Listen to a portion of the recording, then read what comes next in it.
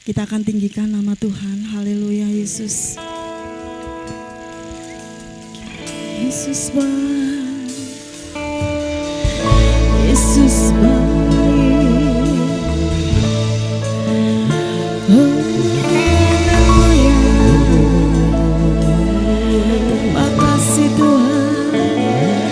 Engkau baik.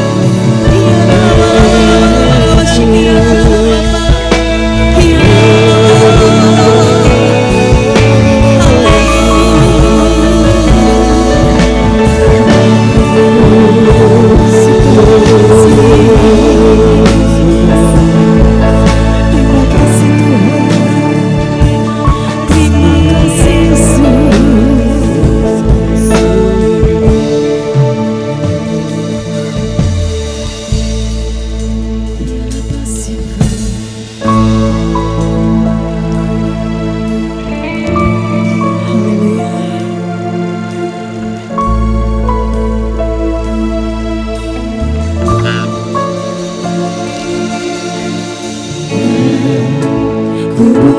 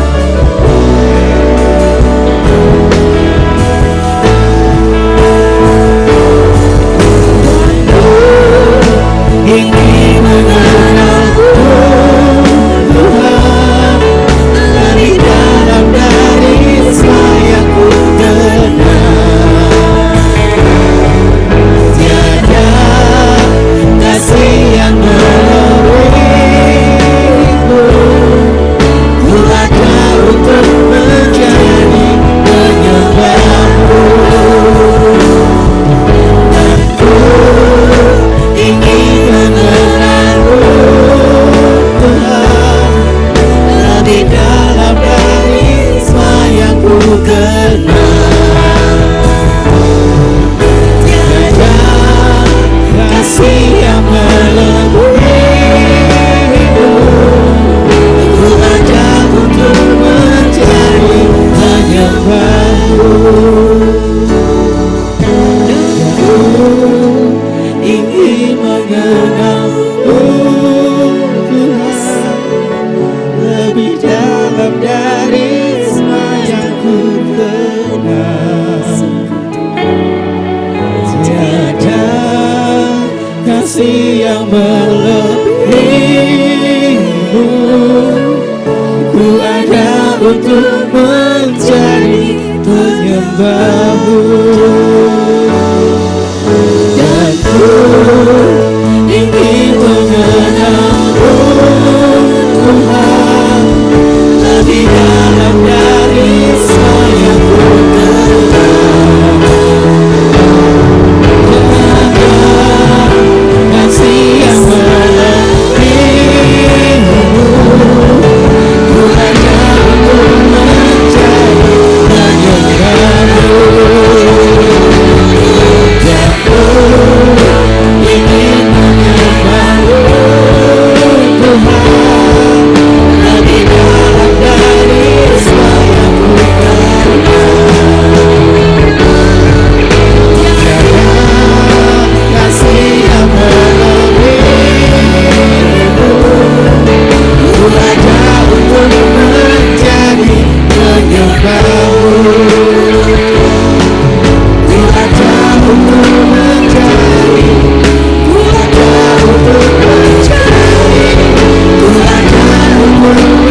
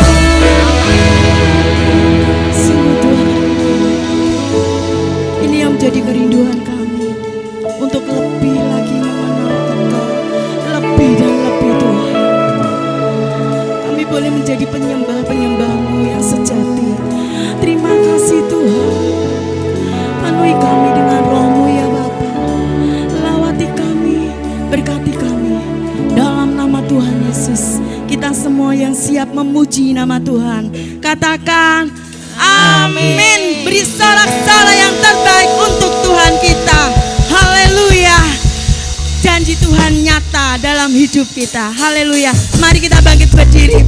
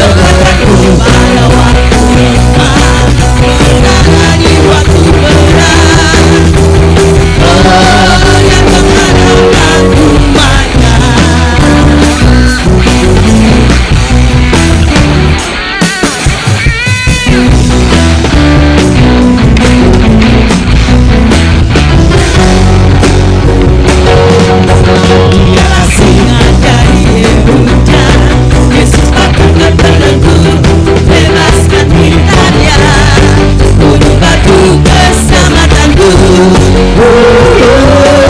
kekuatanku pada waktu lemah, pelihara di waktu perang. Oh, yang pengharapan umatnya, dialah singa dari Yehuda. Yesus katakan belenggu, bebaskan kita dia. Gunung batu keselamatanku, kekuatanku pada waktu lemah, pelihara di waktu perang. Oh, yang mengharapkan umatnya, oh, yang mengharapkan umatnya, oh, yang mengharapkan umatnya. Haleluya.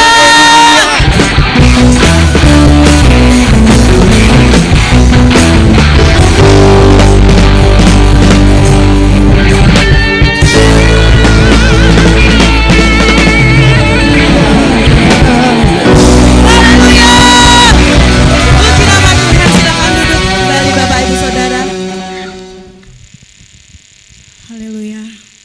Apapun suasana hati kita saat ini, kita mau letakkan ke dalam tangan Tuhan. Kita mau andalkan Tuhan. Ya Tuhan, terima kasih Yesus.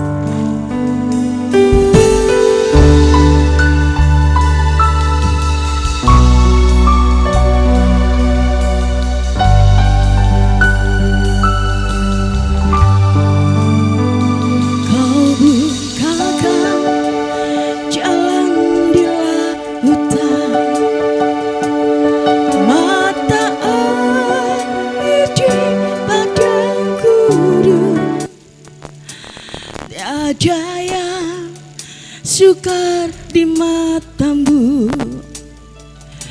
serahkan hidupku padamu.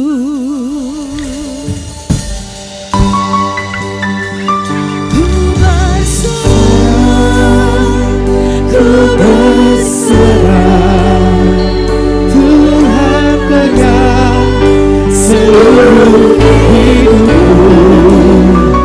Ku berserah, ku berserah. Ku tahu Tuhan baik bagi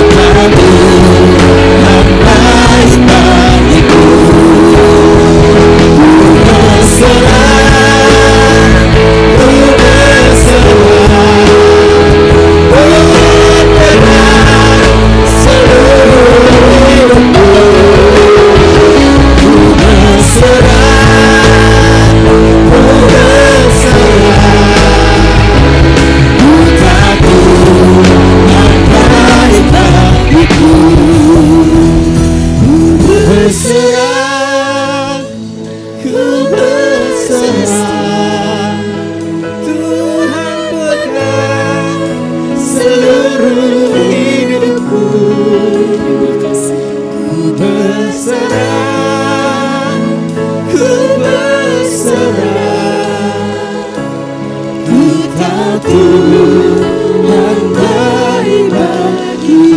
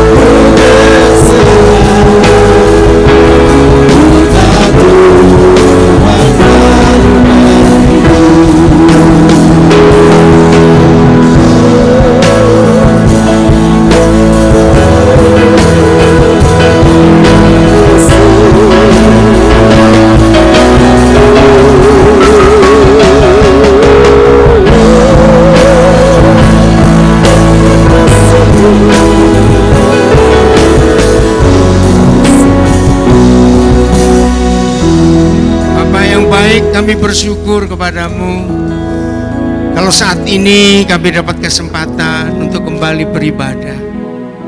Sungguh kebaikan Tuhan nyata untuk kami semua. Roh Kudus, bekerjalah dengan semau-maumu, sebebas-bebasmu. untuk mengajar kami supaya kami makin hari hidup kami makin berkenan kepada Tuhan. Kehendak-Mu yang di surga jadi buat kami semua, supaya yang terbaik dari Bapa di surga terjadi dalam hidup kami.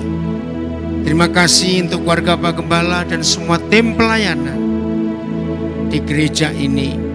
Terus Tuhan memakai mereka, penjagaan-Mu nyata untuk mereka. Bapa, kehadiran-Mu membuat kami makin mengenal siapa Bapa yang sesungguhnya. Terima kasih untuk pengajaran-pengajaran yang tidak pernah berhenti yang Bapa beri buat kami. Silakan Roh Kudus Kau bekerja, ambil alih sepenuhnya waktu ini dalam nama Tuhan Yesus. Amin. Shalom, selamat sore semua. Terima kasih Pak Gembala. Bersama tim pelayanan saya memang mendadak ke Semarang karena besok pagi itu jam 9:30 saya harus ada di Pekalongan. Nah, berapa waktu ini cari perjalanan, padahal saya ada pelayanan di Surabaya, terus saya coba ke Jakarta, ada pelayanan jadi batal dua-dua karena cari transportasi dari Jakarta untuk besok tiba di Pekalongan pagi itu susah sekali. Akhirnya saya batalkan yang Surabaya, Jakarta, terus ya udah ke Semarang saja. Jadi dapat berkat untuk pos warung.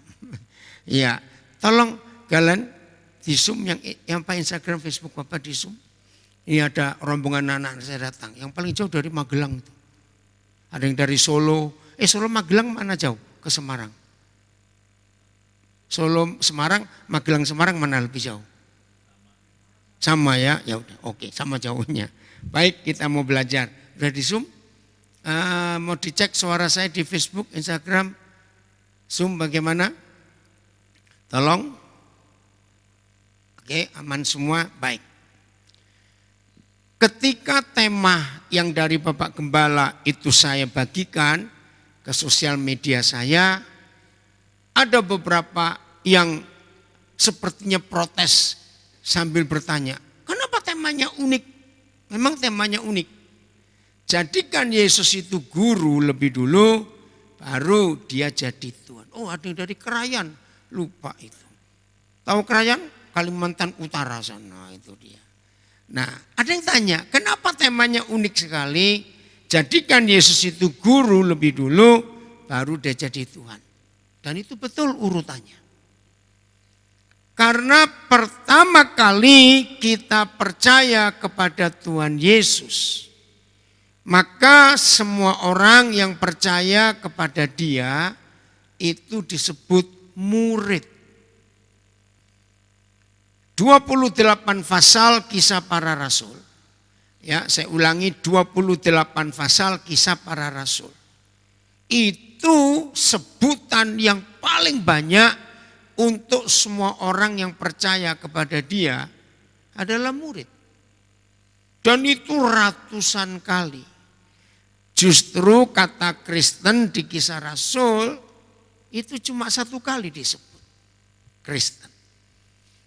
Dalam seluruh perjanjian baru kalau nggak salah cuma 3 kali atau 4 kali kata Kristen disebut. Nah, ratusan kali itu murid. Saudara bisa bayangkan. Nah, lihat buktinya kalau setan tidak suka kita ini menjadi murid Yesus, setan tidak suka. Maka itu kata murid langsung dihapus. Yang ratusan kali tidak disebut oleh dunia, tapi yang cuma 1 kali ditulis jadi terkenal di dunia. Orang Kristen, orang Kristen, orang Kristen. Saudara harus melihat fakta keanehan ini. Sama seperti nama Papa kita itu Yahweh, gak usah diperdebatkan. Seluruh Alkitab yang pakai bahasa asli perjanjian lama Ibrani dan bahasa Yunani, kata Yahweh itu ada lebih 6.000 kali. Banyak atau sedikit itu.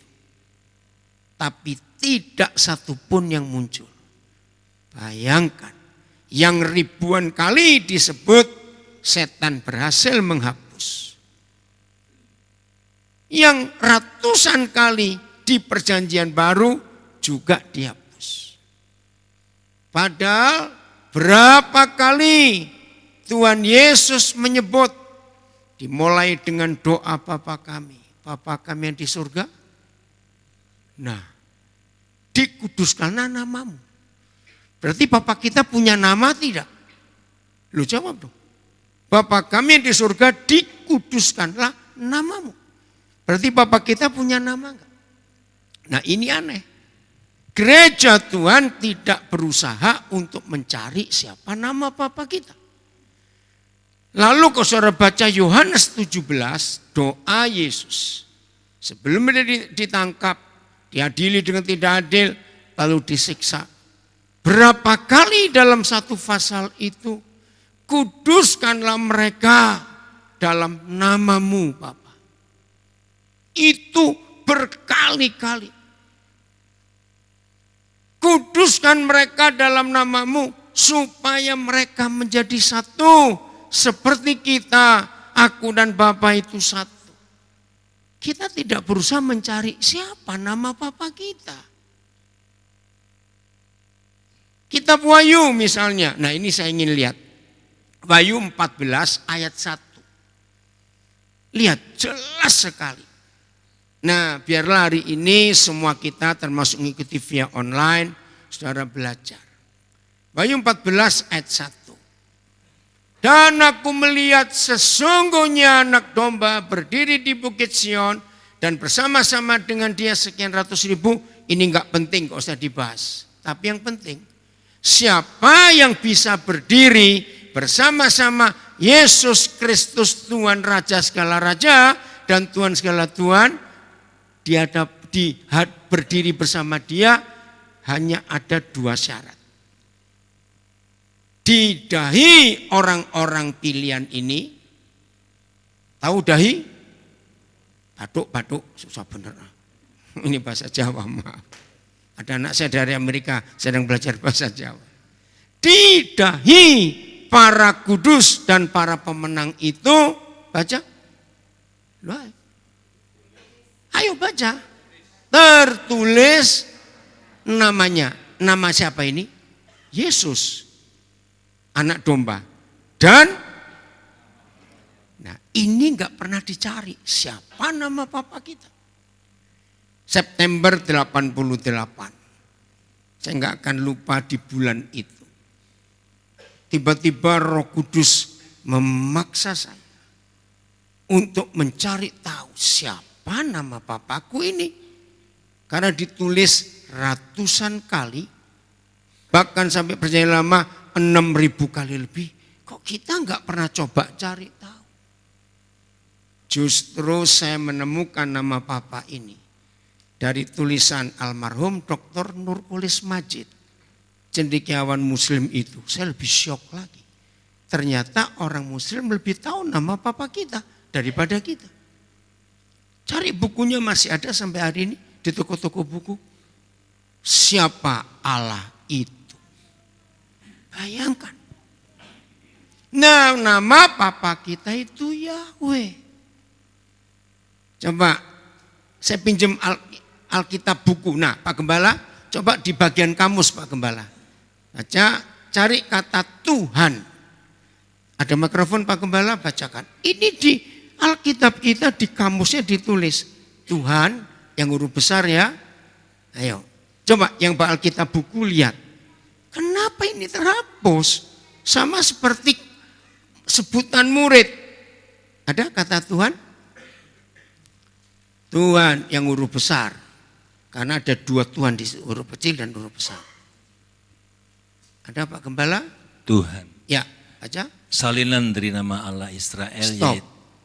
Salinan dari nama Tuhannya Israel yaitu Yahweh. Ya sudah. Enggak usah diperdebatkan lagi. Nah, setan tidak suka dengan kata murid dan setan tidak suka anak-anak Papa kenal nama bapaknya. Kurang ajar enggak itu? Lu jawab, kurang ajar tidak? Kalau anak-anak enggak kenal nama bapak sendiri dan Cak Nur menulis Allah itu dewa air. Cari nanti. Diganti. Nah ini loh nama Papa kita. Sedikitnya nyimpang karena kita sudah baca di Wahyu 14 ayat 1. Ada sekian banyak kali di Alkitab ditulis berdiri di hadapan anak domba. Itu banyak kali. Saya belum hitung berapa kali. Tapi hanya satu tulisan. Kaum pemenang dan kaum kudus berdiri bersama-sama. Ayo kita bongkar. Apa bedanya berdiri di hadapan dan berdiri bersama-sama? Cepat. Ayo. Sama sisi, oke, yang lebih jelas. Berdiri di hadapan dan berdiri bersama-sama. Saya shock mendapat pengertian. Oke, cepetan. Kalau berdiri di hadapan bagaimana? Kalau berdiri bersama bagaimana? Ini beda jauh. Iya apa? Di sini itu di mana? Jangan bilang Pak Pendeta lah, Yesus aja lah. Jauh-jauh. Ngerti bedanya? Berdiri di hadapan itu hamba. Berdiri bersama-sama itu sejawat sahabat. Ini luar biasa. Setelah kita baca Wahyu 14 ayat 1, Mas boleh disebut goblok enggak? Kalau ada murid Yesus dapat tawaran, kesempatan berdiri bersama-sama, milih berdiri di hadapan. Yuk, goblok enggak? Lu jawab dong, saya tanya. Lu goblok tidak? Cepat jawab. Ya yang berdiri di hadapan. Sudah ditawari berdiri bersama-sama. Persyaratannya bukan yang rajin doa puasa, rajin doa pagi, doa siang, doa sore, doa malam. Bagus nggak kalau ada orang Kristen doa pagi, doa siang, doa sore, doa malam? Bagus tidak? Tidak, nggak kerja iku jenenge ngawur ae. Nah, ini loh banyak kebodohan di dalam gereja karena pengajaran yang tidak benar. Justru salah kalau saudara berdoa pagi, siang, sore, malam. Itu pemalas. Katakan amin. Maka itu gereja-gereja bertobat yang punya konsep banyak berdoa banyak berkat, kurang berdoa kurang berkat, sedikit berdoa sedikit berkat, tidak berdoa tidak ada berkat. Salah. Renungkan. Tuhan gak kesenangan kalau kita doa terus. Saya masih ingat sebelum COVID, di setiap kota, kota besar, kota kecil, menara doa itu banyak sekali. Setelah COVID bubar semua. Bahkan suara ngeri loh. Awal COVID, justru korban terbanyak itu yang berdoa di menara doa. Kan tidak tahu waktu itu. Ruangan pakai AC, satu kena nular semua. Awal-awal itu suara ngeri. Padahal gereja pikir, ayo kita berdoa yang kencang supaya COVID pergi. Ternyata sarangnya COVID di menara doa. Lu pernah tahu nggak kasus itu? Begitu banyak korban. Berapa banyak hamba Tuhan meninggal. Ini loh. Nah dulu kalau saya diundang ke menara doa, saya punya kebiasaan satu. Saya tanya, maaf sebelum kita mulai doa di menara doa ya. Yang punya utang pulang. Jangan doa di sini. Loh kenapa? Itu pengajaran goblok saudara. Orang punya utang itu nggak bisa didoakan goblok. Kerja terus bayar, setuju nggak?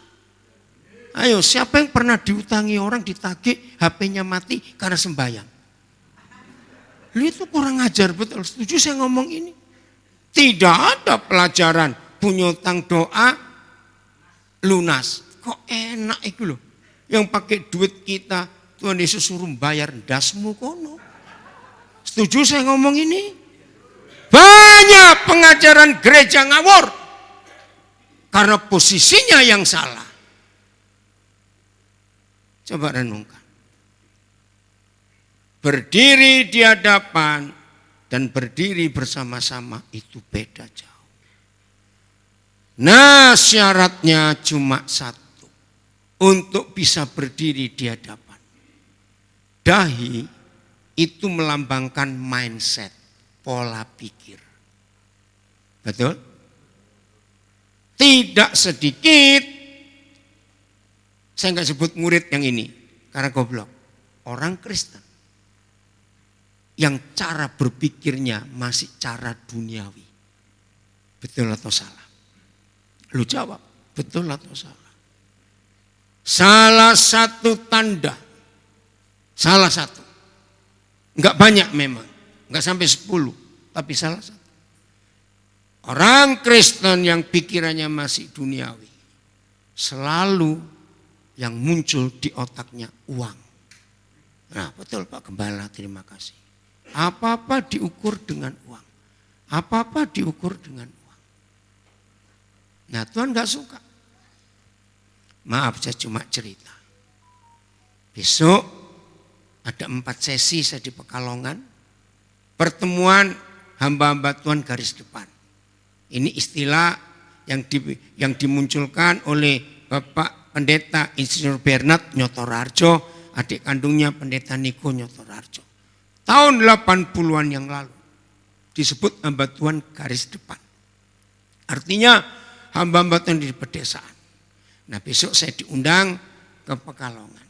Maaf saya cuma cerita. Ini kebiasaan saya kalau pelayanan. Apalagi bilang orang desa. Ketika panitia ngubungi saya tanya berapa yang diundang. Enggak sampai 60. Nah kok dikit sekali. Padahal saya tahu itu Pekalongan wilayahnya luas. Betul enggak? Ada Pekalongan, ada Batang, ada Wiradesa, terus sampai ke bagian selatan. Loh kenapa kok cuma segitu? Biasa, anggarannya enggak cukup. Maaf ya saudara, dari tahun 70-an saya pelayanan, saya sudah gunakan cara ini. Gedungnya muat berapa yang kalian sewa? Itu pertanyaan saya pertama. Kira-kira 150. Oke. Bisa enggak ngundang yang lain lagi supaya gedung itu penuh? Kaget panitianya. Kembali lagi, anggarannya. Langsung saya potong, saya bayar. Sewa gedungnya berapa, ngundang hamba Tuhan kira-kira sampai 150-an, angkotnya berapa, maaf ya saudara. Karena 3 sesi, jadi ada 1 kali snack dan 1 kali makan. Saya bilang kepada panitia, untuk kemuliaan Tuhan loh ya, saya akan bayar semua. Kaget panitianya. Dan itu kebiasaan saya itu diundang khotbah kemana saja. Khotbah sendiri, bayar sendiri, semua ngasih makan semua. Serius sampai hari ini. Itu ada anak saya, seger sekeluarga jadi saksi. Gerangkat tangan dong. Anak, itu artisnya.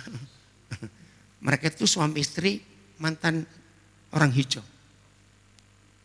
Tinggal dengan kami suami istri, enggak lama Tuhan garami mereka asing.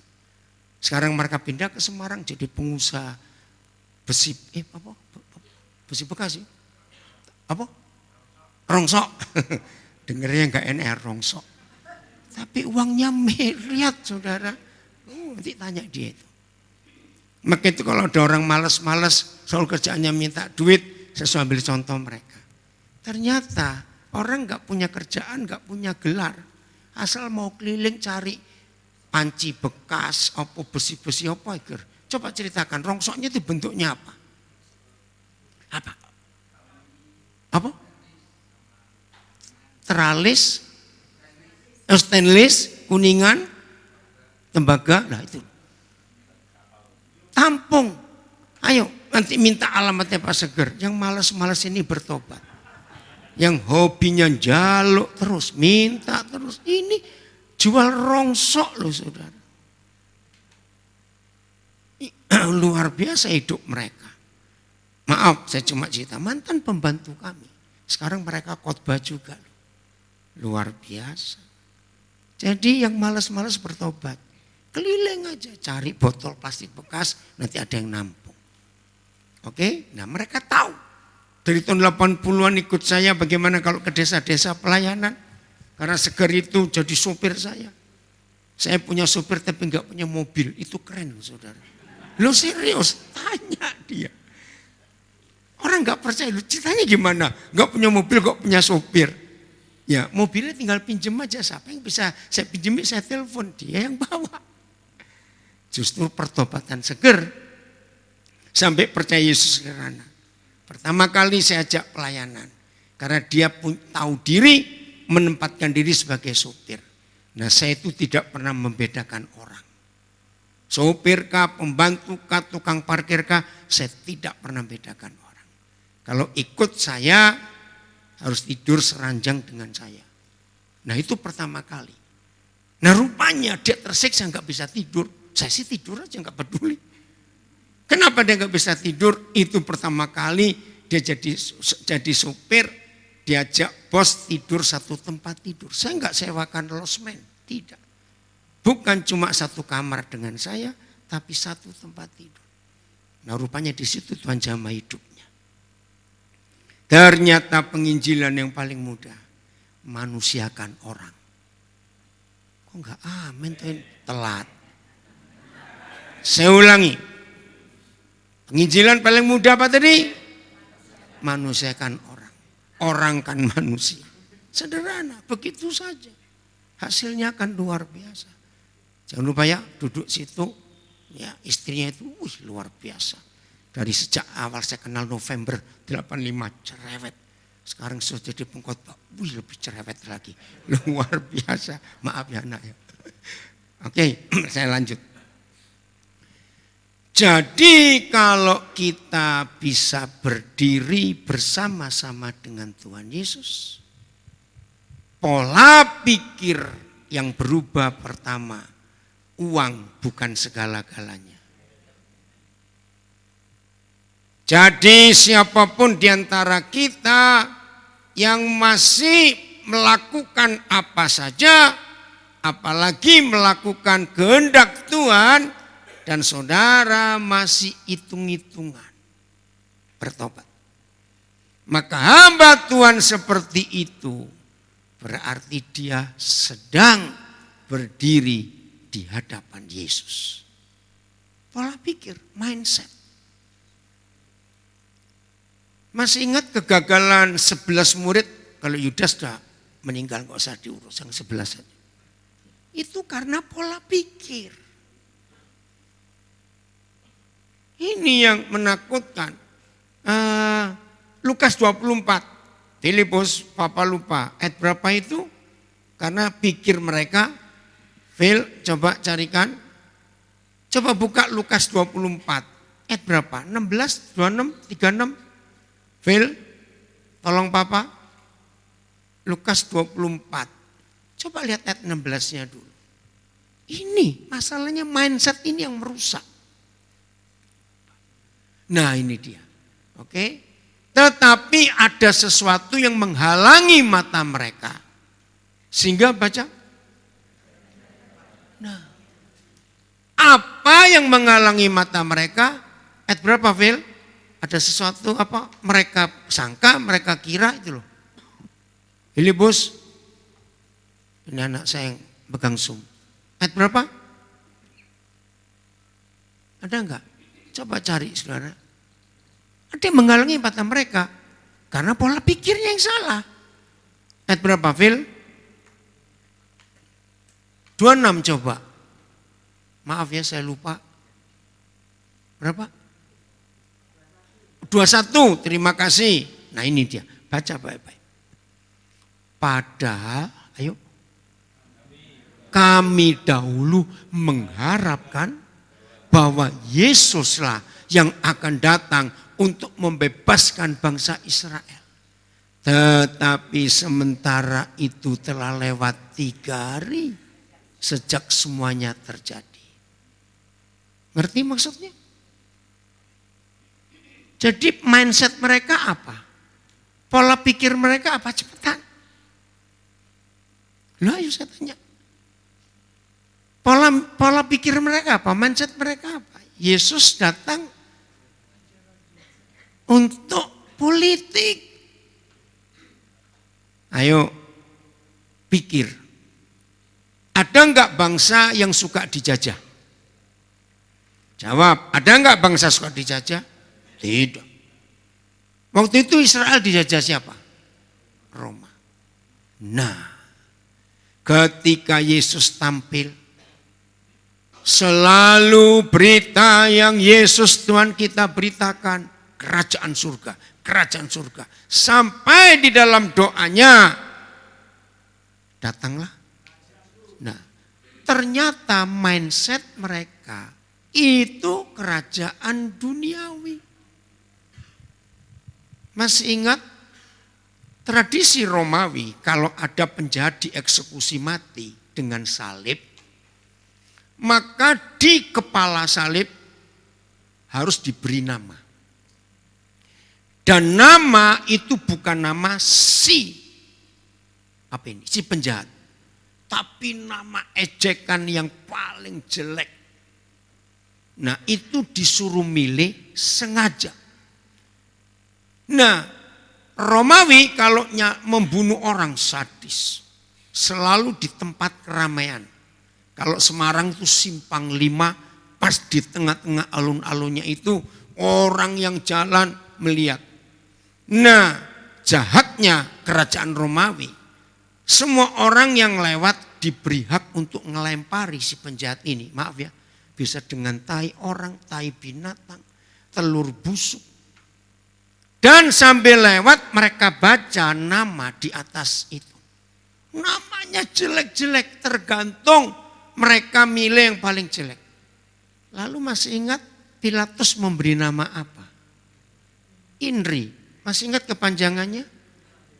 Nah, saudara, itu bukan bagus, itu ejekan. Tahu gak arti inilah raja orang Yahudi gara-gara ini? Hei, rajamu mati itu, rajamu disalib itu loh. Kamu mengharapkan apa? Bisa bayangkan gak?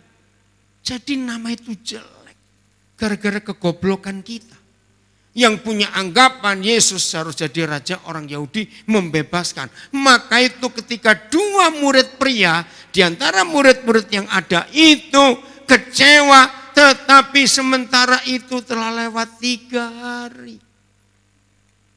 Jadi rupanya Yesus mati hari pertama, besok bangkit. Enggak bangkit. Hari kedua, enggak bangkit juga. Hari ketiga, mereka kecepatan pulangnya. Coba tunggu lagi sebentar. Ngerti maksudnya? Tahu kekecewaannya? Mindset. Pola pikir. Ayo jujur. Berapa tahun saudara mengaku jadi anak Tuhan? Berapa tahun saudara mengaku jadi murid Yesus? Bagaimana pola pikir saudara? Sudah sejalan enggak dengan dia? Jadi catat, salah satu tanda dari yang sedikit saja yang Alkitab tulis, bahwa Kristen yang bukan murid Yesus, pasti pola pikirnya apa-apa duit, apa-apa diukur dengan duit. Periksa diri kita. Kolose 3. Nah, ini bentuk konkret dari Wahyu 14 ayat 1. Kalau pola pikir kita sudah sejalan dengan pola pikir Yesus, karena kita jadi muridnya, ya terjadi ini. Kolose 3 mulai ayat 1. Saya tanya, ciri murid itu apa? Mendengar kata murid, langsung muncul apa di benak kita? Jangan bilang makan, awas kamu. Apa? Belajar. Oke, mendengar. Bahasa Belanda taat itu mendengar. Taat. Nah, kalau kita belajar, guru mentransfer apa di benak kita? Loh, kok gak pernah sekolah ya ngomong kita koni kok. Nah, ya kalau kita belajar, guru itu, dosen itu transfer apa untuk otak kita? Pengetahuan. Maka itu banyaklah makan tahu supaya tambah pengetahuan. Daripada saudara bingung aja mengetahui. Oke. Jadi orang belajar supaya tambah pengetahuan. Isme, faham yang diubah. Maka itu Tuhan Yesus disebut guru sampai dia naik ke surga. Pendeta hanya ada di pewayangan dan agama Hindu. Pandita. Enggak ada di Alkitab.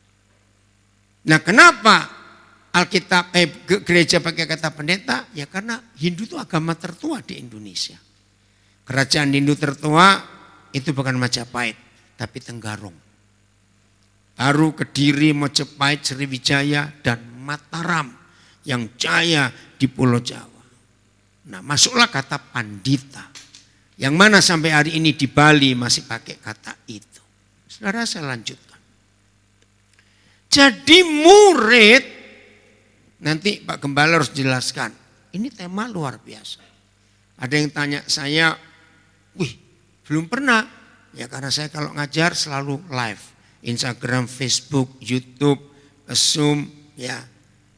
Nah mereka bingung, kok belum pernah ada tema ini? Ya nggak ada yang ngundang, ya baru hari ini ada yang ngundang pakai tema ini. Ini tema luar biasa. Jadikan dia guru, baru dia bisa jadi Tuhan di hidup kita. Karena pola pikir kita diubah. Kipan angkat tangan kamu. Ini cucu saya. Ya, makasih dia dapat beasiswa kuliah di mana? Opa lupa. Snekom. Ya, ya dan Noni ingat anaknya Pak Om Chandra. Ya, ya. Ingat kamu? Ada ya, ada Noni, ada Kevin, Eki, ya, ada ketemu. Saudara perhatikan. Pola pikir, ayo Jit cepat masuk sini, duduk depan. Enggak boleh sembunyi situ. Ayo, enggak usah noleh sini aja. Pola pikir yang belum diubah, saya duduk sebelahnya ya ada situ nggak gigit kok. Itu anaknya Umi duduk situ. Ya ada inget nggak? Pak Gris, Mujonggo itu pernah di Nabire itu. Lupa. Oke, saya lanjutkan. Kalau kita tidak belajar, ada profesor kita ini. Kalau kita tidak belajar, maka pola pikir kita enggak berubah. Betul atau salah? Duh, ditakoni kok enggak pernah sekolah ya wong-wong iki. Saya ulangi lagi. Kalau kita tidak pernah belajar, maka pola pikir kita enggak akan berubah. Pelajaran itu penting merubah pola pikir. Kalau pola pikir kita berubah, mengerjakan apa-apa itu pasti gampang. Ini yang kita harus tahu. Maka itu sampai hari terakhir Tuhan kita ada di dunia dan ketika dia terangkat ke surga masih disebut guru, rabi. Maka kita jadi murid-muridnya. Oke, jadi apa tadi mendengar kata murid? Lali meneh. Belajar kok susah benar. Oke. Kalau kita belajar hal baru atau yang kita sudah tahu. Tenane. Ini masalah besar dalam gereja. Serius saya berkata. Karena gereja terlibat dan terpaku kaku dengan dogma. Yang namanya dogma itu sesuatu yang tidak bisa diubah. Katakan amin. Maka itu satu-satunya kelompok satu-satunya fakta yang di dunia ini tidak mungkin bisa diinovasi. Itu cuma agama. Aminkan supaya kita sadar. Di semua negara di dunia semuanya ngalami inovasi. Tahu kata inovasi? Apa? Pembaruan, perubahan. Semua. Dari mode, dari makanan, dari apa saja. Apalagi namanya teknologi. Apa jadinya kalau teknologi nggak ngalami inovasi? Cepetan. Jadi apa? Kalau teknologi nggak ngalami inovasi, jadi apa hidup ini?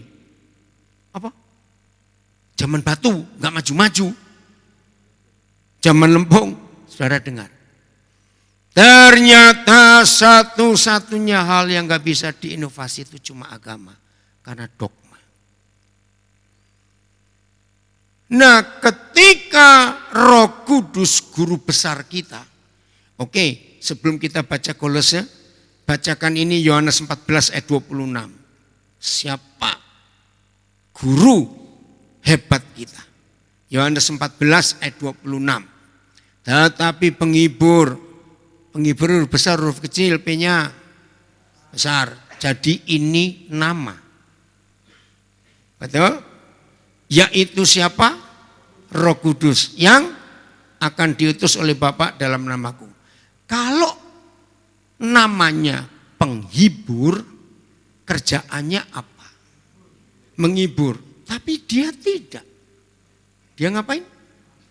Mengajar. Berapa hal? Segala sesuatu itu berapa? Bukan banyak, salah. Semua. Di dunia ini tidak ada seorang profesor hebat pun yang mampu mengajar sampai 5 atau 6 disiplin ilmu. Tidak bisa. Saya keliling ke banyak negara di dunia, maksimal itu 4. Hanya ada 1-2 profesor yang bisa ngajar sampai 5 disiplin ilmu. Tapi Roh Kudus sanggup mengajar berapa hal? Segala sesuatu. Menurut firman ini.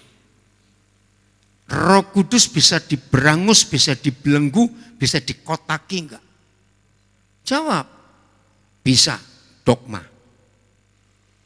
Ketika doktrin gereja muncul, maka Roh Kudus terkotak. Dia enggak bisa gerak. Ngeri. Kalau Roh Kudus bisa ngajar segala sesuatu. Jawab. Roh Kudus ngerti kimia enggak? Matematika? Fisika? Aerodinamika? Mode? Bumbu dapur? Loh, kok tertawa? Ini. Karena dogma mengurung Roh Kudus hanya untuk hal-hal rohani surga neraka saja. Dunianya dilupakan. Ini dahsyat. Menghibur. Sejak 40 tahun lebih yang lalu Roh Kudus menunjukkan ayat ini kepada saya langsung mengambil keputusan. Mama, bukan ibu ya, kalau ibu belum tentu mama.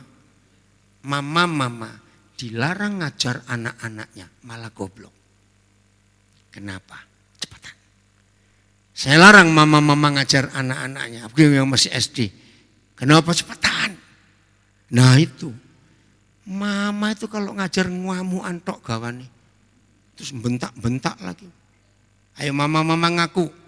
Kalau mama enggak ngaku saya tanya anak-anak. Betul anak-anak mamamu begitu? Nah itu dia. Wih. Bagaimana anakmu pinter. Padahal kalau mengajar itu harus menghibur kok sabar. Jangan keluar dari ayat ini. Jadi mengajar sambil menghibur, anak itu cepat pintar. Apalagi mama ngajar bawa penjalin lagi. Ada rotan nih, malah goblok itu anakmu. Belum ngajar, ketakutan karena rotannya itu. Tolong ya mama-mama yang gak sabaran lebih baik usah jadi guru, masak saja. Kalau gergetan pukulan wajanmu itu wis enak. Daripada mukul meja anakmu. Setuju anak-anak? Ngerungok kayak mama-mama. Menghibur Roh Kudus itu. Dan gak main-main mengajar segala sesuatu. Saya tambah satu ayat ya. Setelah menghibur apalagi fungsinya dan baca akan cepetan. Akan apa? Mengingatkan siapa? Kita. Mengingatkan apa? Cepetan. Ya apa? akan semua yang telah Yesus katakan kepada kita? Jawab, bakal enggak kita lupa firman kalau ada Roh Kudus? Tidak, selalu dia ingatkan. Nah ini loh, kurang ajarnya manusia, jeleknya manusia. Jawaban, biasanya kita lupa kita utang orang atau orang utang kita. Yang lupa yang mana? Ngaku. Loh yang mana? Cepat. Nah kurang ajar kita ini. Orang utang. Bukan, ingat terus. Kita utang yang lupa. Betul? Sama dengan model, kita lebih mudah ngelihat salah orang atau lebih mudah lihat salah diri sendiri. Kurang ajar kita ini. Itu jeleknya manusia. Hebatnya Roh Kudus. Satu ayat lagi. 1 Korintus 2 ayat yang ke-10. Wih, ini kalau bicara Roh Kudus. Ingat ya, 2 minggu lalu kita baru merayakan Pentakosta. Tanggal berapa ya lali aku? Minggu 22. Itulah saya 15. 2 minggu lalu pokoknya pas 2 minggu hari ini. Karena kepada kita Tuhan. Nah ini cara baca. A diganti Tuhan, kalau Tuhan diganti Yahweh. Gitu ya. Karena kepada kita Tuhan telah menyatakannya oleh Roh, koma, baca, sebab, stop dulu. Wih, ini luar biasa. To search, bahasa Inggrisnya. Lalu jadi research. Sekarang saya tanya, apa yang terjadi dengan mahasiswa? Kalau diajar oleh seorang dosen yang mampu mengajar segala sesuatu dan mampu mengajak mahasiswanya to search everything, mengajak mahasiswanya menyelidiki segala sesuatu. Dan yang penting ini kuliah gratis. Enggak amen, doyan gratis aja amen susah. Oke, ini kuliah gratis. Saya tanya, bakal jadi apa mahasiswa yang diajar oleh seorang pribadi yang namanya penghibur, yaitu Roh Kudus, yang mampu mengajar kita tentang segala sesuatu dan yang mampu mengajak kita menyelidiki segala sesuatu. Jadi apa kita? Cepetan. Pinter dok, dikit kalau cuma pinter. Bukan cuma hebat, bukan cuma jenius, super jenius. Amin kan diajari. Weh angel lagi. Ini serius saudara. Maka itu seharusnya gereja adalah orang-orang super jenius di dunia. Katakan amin. Kenapa banyak yang ngoon? Karena dogma. Dah itu saja. Sebab Roh Kudus diberangus, dibelenggu, dikotai oleh dogma. Sehingga dia enggak bisa bergerak bebas. Sedih lihatnya. Dan celakanya, tidak ada doktrin dan dogma gereja yang tidak berasal dari Alkitab sumbernya. Ini kan aneh. Mengapa sumbernya dari Alkitab? Harusnya kita bersatu atau pecah? Tapi doktrin membuat kita pecah. Maaf saya tanya, mau orang Pentakosta diajak pindah Katolik? Enggak akan mau. Mau orang Katolik jadi Protestan? Wah bisa perang besar. Mau orang Baptis pindah jadi Advent? Orang Advent pindah jadi Katolik? Wah enggak mungkin. Ini loh akibat dogma. Maka saya berani berkata, walaupun tidak ada dogma gereja yang tidak berasal dari Alkitab, ternyata setan ada di dalamnya. Maka itu kita tidak bersatu tapi pecah. Dan pecahnya enggak main-main, musuh. Loh betul atau tidak? Cepat jawab. Musuh saudara. Ih, sedih sekali. Begitu kembali ke doa Yesus di Yohanes 17, gagal kita. Oke? Nah dalam tata bahasa apa saja. Kalau ada kalimat segala sesuatu,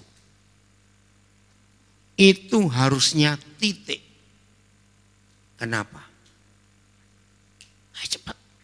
Setelah kalimat segala sesuatu, harusnya titik. Kenapa? Ayo cepetan. Enggak ada lagi. Tapi final, tapi Roh Kudus dahsyat, koma. Apalagi yang dia buat, mengajak murid-muridnya untuk menyelidiki segala sesuatu. Bacaan, kita diajak kemana? Setelah segala sesuatu, bahkan hal-hal yang tersembunyi dalam diri Bapa kita di surga. Wih, ini luar biasa. Untuk rekan-rekan saya, para pengajar, para pengkhotbah, gembala, hamba-hamba Tuhan, kalau hidup kita diatur, dikuasai, dipimpin, ditaklukkan, dibelenggu, dirantai, disetir oleh Roh Kudus yang seperti ini hebatnya, maaf. Akankah hamba-hamba Tuhan, pendeta, pengkhotbah kekurangan bahan khotbah? Jawab, tidak. Dengan kata lain, kalau sampai ada pengkhotbah hamba Tuhan, majelis, penginjil, kekurangan bahan khotbah, atau kalau enggak khotbahnya sama terus. Jadi kalau khotbah di gereja mana sudah punya catatan, supaya kalau diundang lagi jangan khotbah yang sama. Hari ini berubah. Roh Kudus itu tidak kekurangan bahan ngajar untuk kita. Ini luar biasa. 10 tahun pertama, itu tahun 82, saya jadi hamba Tuhan. Saya sempat berpikir begini, Papa, kalau saya dapat umur panjang, saya khotbah terus, bisa habis loh bahan khotbah ini. Itu pikiran saya. Kenapa? Karena bahan khotbah kami para hamba Tuhan itu enggak boleh keluar dari yang namanya 66 kitab. Kejadian sampai Wahyu. Betul tidak? Dalam kitab Wahyu malah ada ancaman. Barang siapa berani nambahi dan ngurangi, terkutuk. Wih, takut sekali. Betul-betul saya diskusi dengan Papa. 10 tahun pertama saya jadi hamba Tuhan. Dokter diundang memberi ceramah. Kehabisan bahan enggak? Cepetan lah, saya pura-pura jadi dokter kok susah bener aja ngomong. Kehabisan bahan enggak? Kenapa? Iya, bahan ceramah tambah. Apa? Penyakit. Loh betul enggak? Penyakit itu tambah terus saudara. Saya masih ingat loh. Saya ini keluaran tahun 50-an. Ngerti kata keluaran tahun 50-an? Nah oke ya. Nah yang keluaran tahun 50-an pasti masih ingat. Ayo guyu bareng ya. Yang enggak tahu diam saja. Zaman itu namanya obat buat orang tua kami.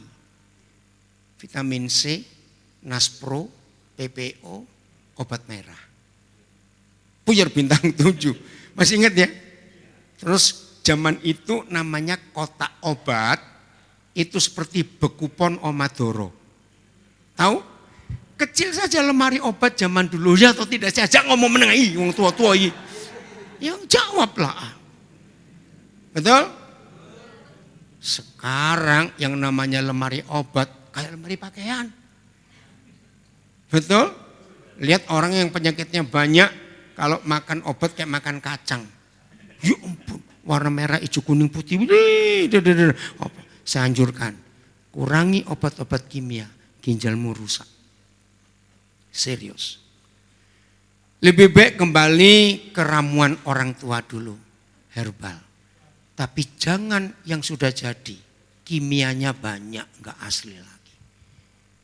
Ingat waktu Pak Jokowi masih jadi presiden? Terus zaman Covid dulu. Lo ingat enggak? Disebut empon-emponnya Jokowi. Itu benar sehat loh. Semua direbus. Cuma waktu Covid itu saya itu sampai ngekal. Ya, hampir tiap hari di Instagram ada muncul ramuan baru. Untuk ini. Nah satu kali saya melihat ada orang sampai stres. Saya aku jadi lode. Kuabet apa ngani? Lu pernah baca gak itu? Hari ini empon-empon ini suruh rebus, suruh minum. Besok empon-empon lain lagi. Ingat ya waktu Covid karena saking takutnya orang kena Covid. Sak kena bumbu digodok kabeh. Aduh. Lu ya atau tidak saya ajak ngomong. Nah bukan itu. Oke, lihat firman ini luar biasa. Jadi kalau Roh Kudus itu mengajar kita semua, dia bisa ngerti. Hidup ini akan luar biasa. Oke, Saya lanjutkan supaya enggak terlalu keluar jauh. Nah, ini yang Bapa sediakan. Setelah hal-hal yang di dunia ini itu segala sesuatu, masih ada yang di luar dunia. Apa itu? Di dalam diri Bapa kita. Bayangkan, yang masih tersembunyi. Berarti sekolahnya Tuhan Yesus selalu ada pelajaran baru enggak? Nah, saya kembali ke dogma. Ternyata gereja selalu belajar hal-hal yang sudah lama, yaitu doktrin. Begitu Roh Kudus hadir mengajar hal yang baru, catat, langsung seluruh gereja serentak sesat. Loh, betul atau salah? Maka itu gereja enggak pernah maju-maju. Karena belajar dogma. Ulang lagi, ulang lagi, ulang lagi. Enggak ada yang baru. Maka itu kenapa gereja-gereja seperti itu isinya cuma orang tua, anak remaja, anak muda enggak mau datang. Karena bosan. Ayo hari ini kita melihat. Maaf. Ini kemuliaan buat Tuhan. Saya enggak ngitung. Udah berapa kali saya ada di GBT Posowarno ini untuk ngajar. Saudara lihat. Saya juga heran. Saya ini tiap hari, hampir tiap hari saya ngajar. Via Zoom. Besok 4 sesi lagi. Dan selalu ada hal baru yang Roh Kudus luar biasa. Jadi dokter kalau ngajar enggak pernah kehabisan bahan. Karena penyakit tambah terus. Bukan cuma penyakit. Alat-alat kedokteran tambah terus. Bukan cuma penyakit dan alat kedokteran. Obat-obatan tambah terus. Betul? Maka dokter enggak akan pernah kehabisan bahan untuk ceramah. Seorang manajer memberi kuliah, memberi ceramah, manajemen. Bakal kekurangan bahan tidak? Jawaban saya tanya kok.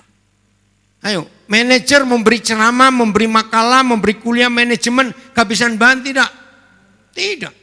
Cari aja di toko buku, lihat aja di internet. Buku-buku manajemen, woi, keluar yang baru terus, betul?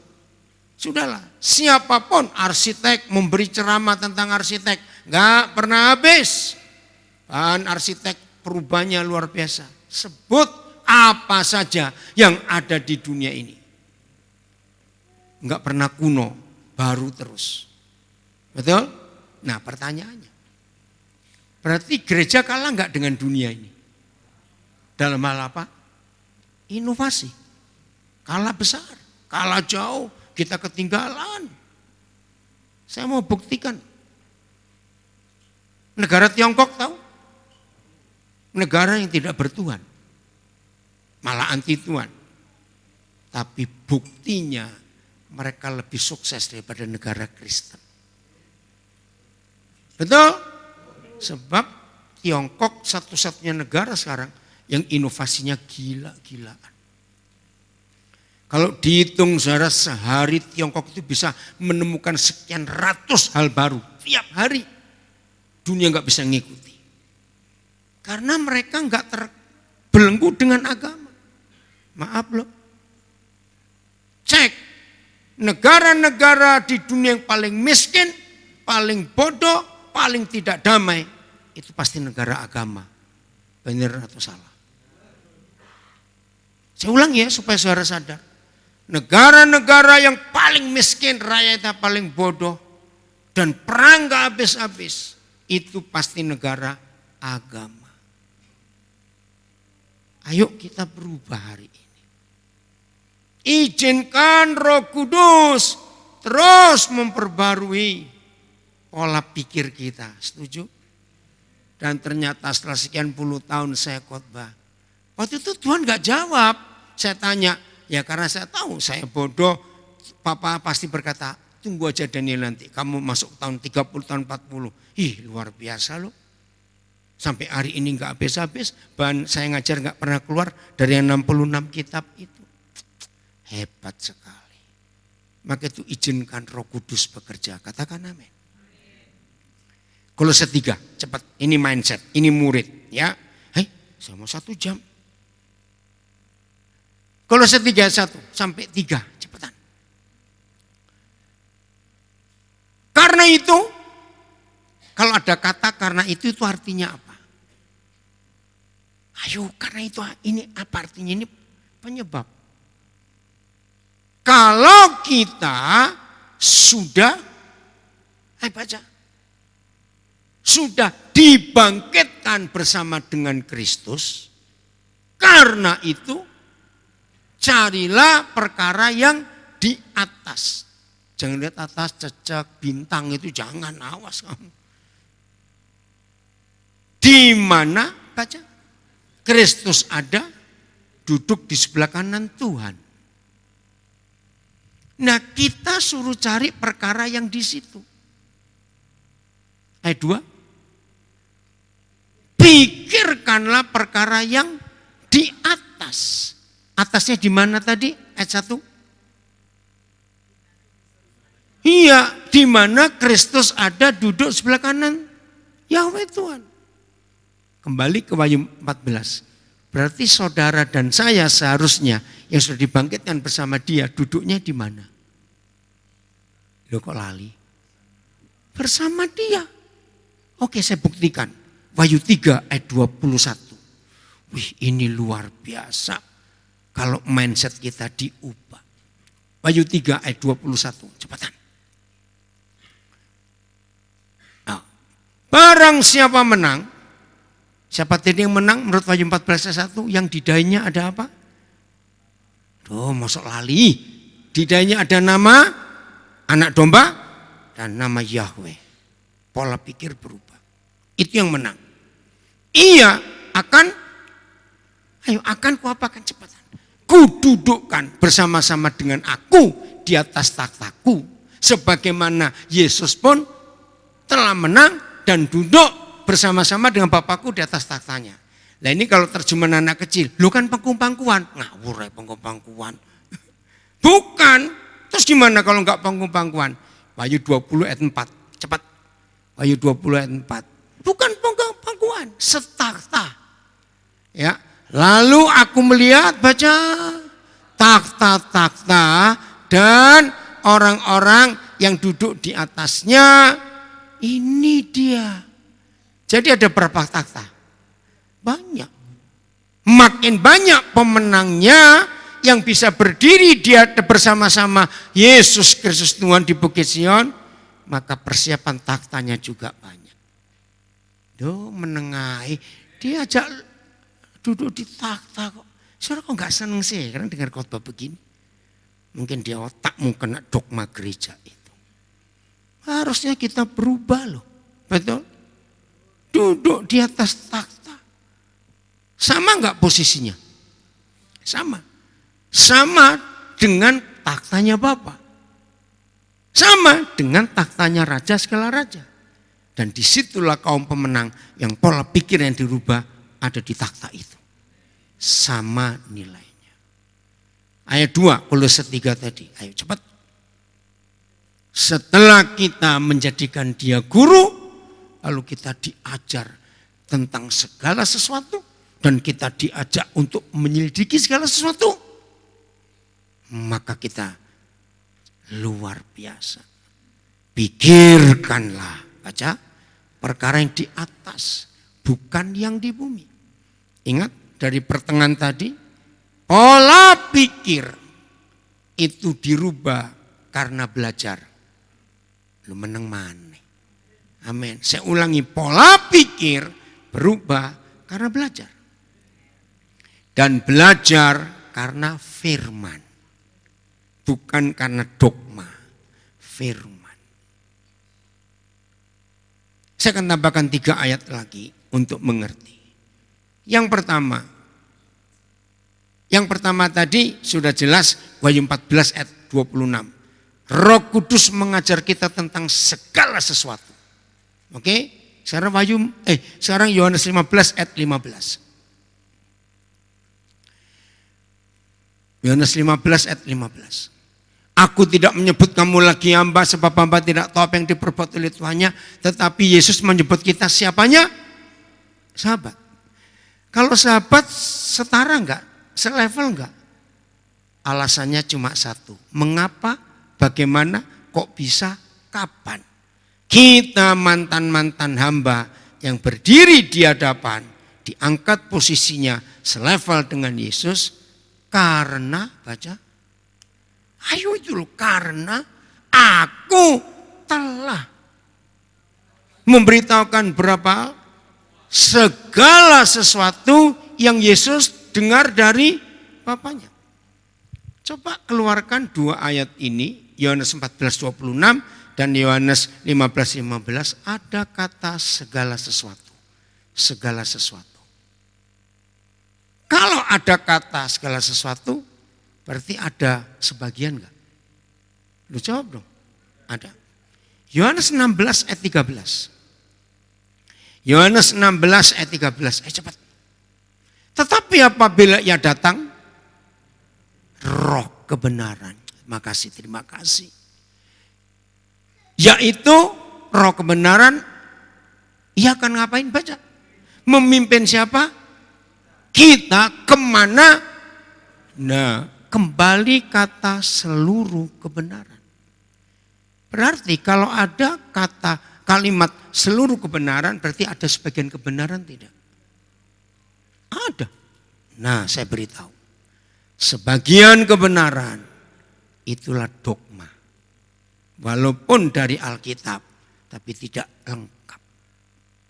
Segala. Saya berhenti dulu sampai ini ayat ketiga nanti. Saudara, dari mana saya bisa menemukan kata segala kebenaran dan artinya dalam? Gara-gara belajar dari hidup Petrus dan hidup Paulus. Dari dua murid ini, siapa yang gak pernah ketemu Yesus dan siapa yang kumpul Yesus? Cepetan. Paulus? Gak pernah, malah benci kok ya. Petrus? Full dengan Yesus. Pertanyaannya, dari 27 kitab perjanjian baru, Petrus nulis berapa buku? 2, 1 dan 2. Syok saya. Paulus nulis 14. Roma sampai Ibrani itu 14 kitab. Berarti 51% dari 27. Saya pernah coba bongkar, kira-kira ada 90% yang Paulus sampaikan sebagai firman kebenaran dan kita miliki sampai hari ini sebagai firman Alkitab. 90% yang dia sampaikan itu Tuhan Yesus belum pernah ngajar. Jadi nanti caranya 14 kitab saudara catati mana-mana terus gabungkan dengan 4 Injil. Petrus yang selalu bersama Yesus, kok cuma nulis 2? Pertanyaannya, Tuhan Yesus waktu naik ke surga ninggalin buku enggak? Lu saya tanya kok guyu. Tidak. Yang kedua, Tuhan Yesus buka sekolah teologi enggak? Nah terus Paulus belajar dari siapa? Nah itu dia. Oh, luar biasa. Enggak mau belajar dari Roh Kudus, rugi sendiri. Itu murid, suka belajar. Yang ketiga, Yohanes 17 ayat 8. Lihat, ketemu kalimat yang sama. Yohanes 17 ayat 8. Sebab, ayo baca, sebab, nah, ketemu segala firman lagi. Catat, kalau ada segala firman pasti ada. Nah, sebagian firman itulah dogma. Sebab segala firman yang engkaunya siapa? Yahweh Tuhan. Yang Yahweh Tuhan sampaikan kepadaku, telah kusampaikan kepada dunia. Dan mereka Ayo, mereka telah menerimanya. Setelah mereka menerima segala firman yang Yesus dengar dari Bapanya, Yahweh Tuhan, mereka baca. Tunggu, jangan percaya dulu kelewatan ngajak mulai iki wong. Mereka tahu benar-benar. Maaf, saya nggak ada waktu untuk menggunakan tata bahasa yang benar. Ternyata ada beda antara benar-benar tahu dan tahu benar-benar. Kaget saya. Kalau saya balik, ketika gereja tidak mengajarkan kepada dunia tentang segala firman, maka dunia bisa tahu benar-benar enggak siapa dia. Nah, itu doktrin.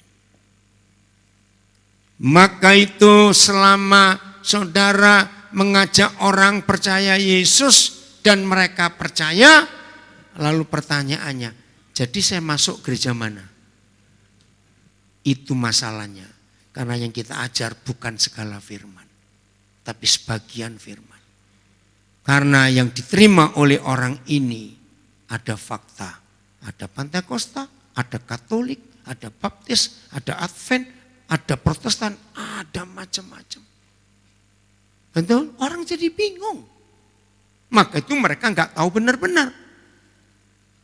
Setelah segala firman disampaikan dan mereka tahu benar-benar, ada kelanjutan. Baca, koma. Bahwa aku datang daripadamu. Stop dulu. Selama ini ketika gereja memberitakan Injil, mereka tidak tahu yang Injil ini dari siapa. Karena terkotak-kotak dengan nama gereja. Maka itu kalau kita memberitakan firman ditanya, maaf ini Katolik atau Protestan ya? Ini Pentakosta atau Baptis? Loh betul tidak? Kacau jadinya. Padahal yang Yesus minta cuma satu. Satu, mereka harus tahu benar-benar. Dua, dunia harus tahu bahwa Yesus datang dari Bapa.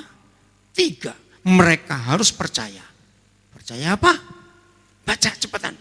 Bahwa Yesus, bahwa Yahweh Tuhan yang telah mengutus aku. Selama dunia mengkotak-kotak, oh ini utusan Katolik ini, oh ini penginjil Protestan ini, oh ini penginjil karismatik, oh itu dari Pentakosta, oh ini dari Baptis. Rusak kebenaran itu. Setuju saya ngomong ini?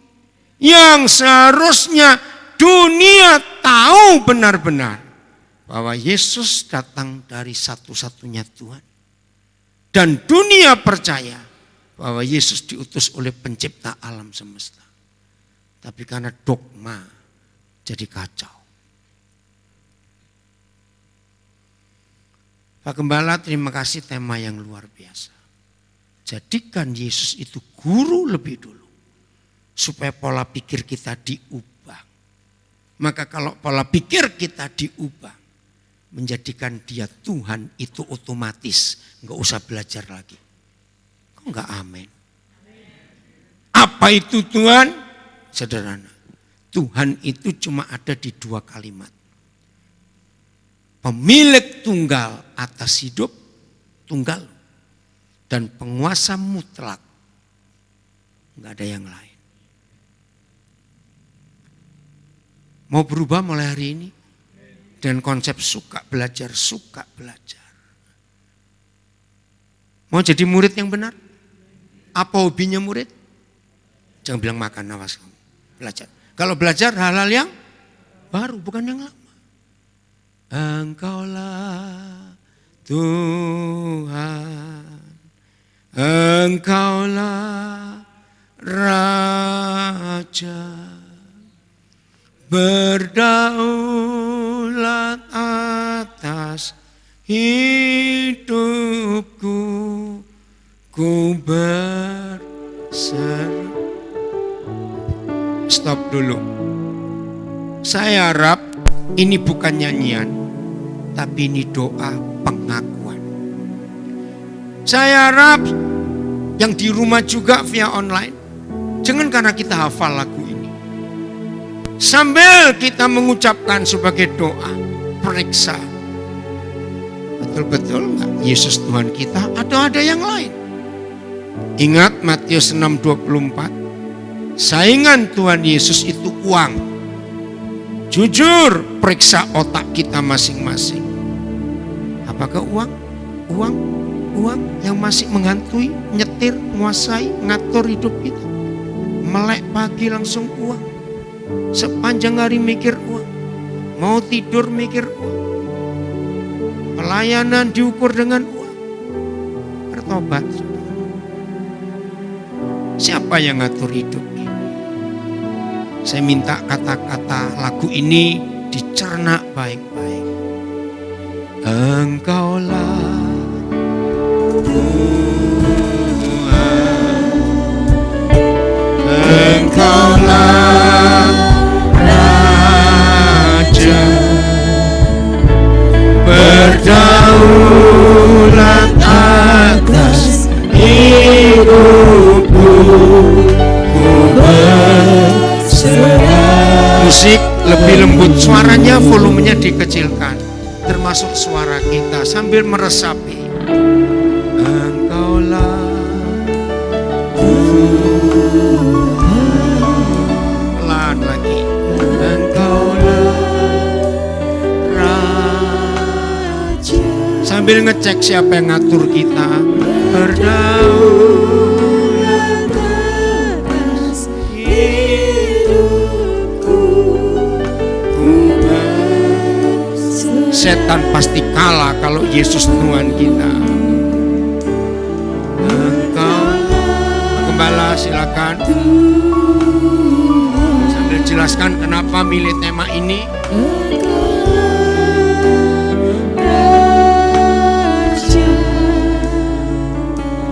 Berdaulat atas hidupku, ku berserah, perlu Engkaulah, Engkaulah Tuhan, Engkaulah Raja, berdaulat atas hidupku, ku berserah penuh.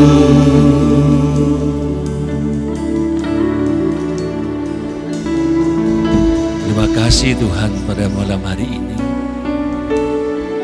Kami ucap syukur untuk punya Roh Kudus yang hebat, yang luar biasa, membuat kami boleh mengerti lebih lagi, lebih dalam lagi, bahkan hal-hal yang tersembunyi di dalam Allah. Ajar kami Roh Kudus, ajari kami Roh Kudus. Dan bila kami terus mau belajar, menempatkan Dia sebagai guru dalam setiap hidup kami 24 jam sehari, sebagai murid yang mau mendengar dan belajar, sehingga benar-benar kami menempatkan Engkau secara otomatis sebagai Tuhan kehidupan kami, sebagai Tuhan kami, Tuhan yang mengatur hidup kami, sebagai pemilik tunggal atas hidup ini, Tuhan. Roh Kudus, tolong kami, tolong Tuhan. Kami tak mampu tanpa Engkau. Kami tak mampu tanpa pertolongan-Mu, Roh Kudus. Mampukan kami, umat-Mu GBT ini, Tuhan, untuk benar-benar mengandalkan Roh Kudus. Terima kasih, Tuhan. Terima kasih buat kebenaran yang sudah disampaikan oleh Bapak Daniel. Terus pakai hamba-Mu luar biasa di mana saja, sepanjang hidupnya di dunia ini, mewarnai dunia ini dengan kebenaran.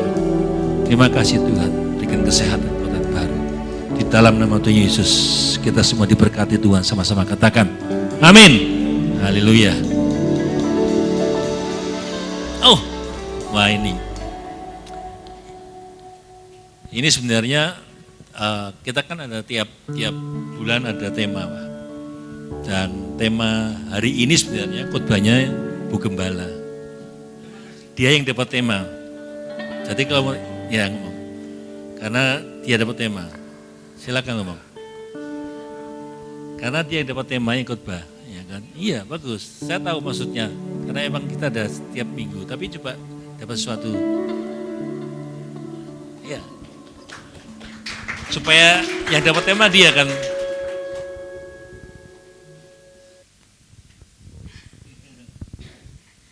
Iya, memang sepanjang tahun 2025 ini tema dari gereja kami juga dari pusat juga itu adalah be perfect.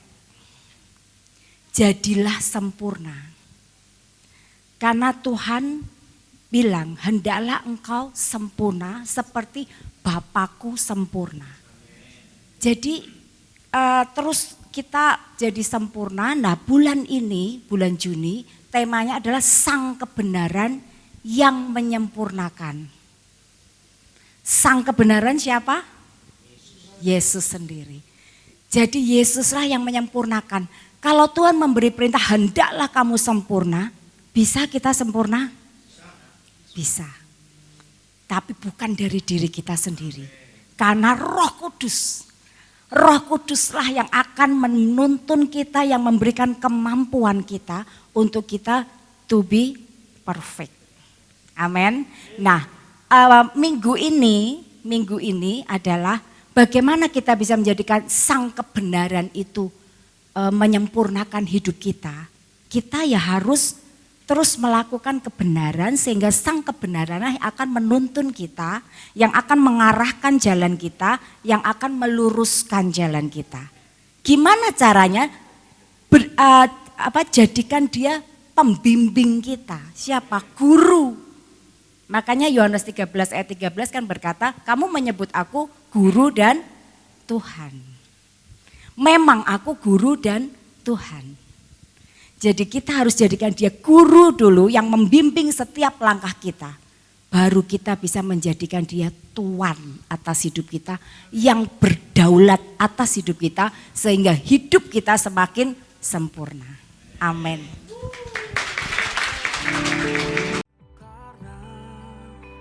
Pengorbananmu